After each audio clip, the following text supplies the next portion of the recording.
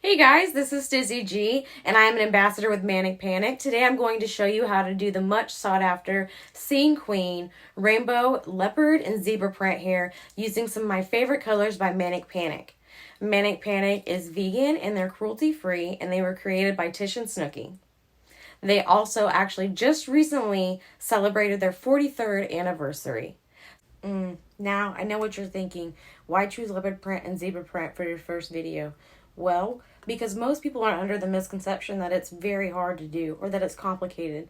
But I'm here to show you that it's actually really, really easy. So, let's dive right into it.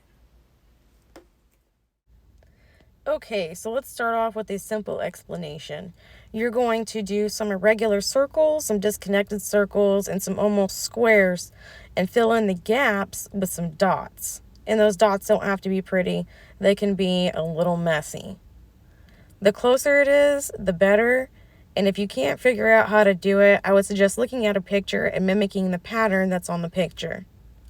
Next, coming up, we've got some Hot Pink mixed with some Vampire Kiss. Then we go on to Tiger Lily, Electric Banana, Electric Lizard Green, some Atomic Turquoise, and some Purple Haze. Then we're going to blend it in with some Raven.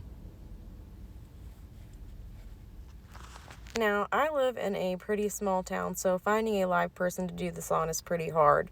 So thankfully, Manic Panic is high pigmented and it's stained pretty well. Here, you see I can feather them up. And then next, I am just generously adding different colors to the leopard print dots. They should be dry by now.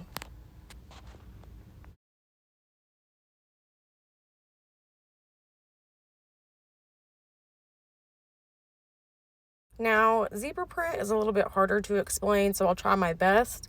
I'm a visual learner, so for those who need a very thorough explanation, I'm sorry. I'll try my best to show you that these stripes go from one side to another. They're always high on one side and low on the other. Generally, half of them are going to fork, and the single stripe is going to go in between your forked layers.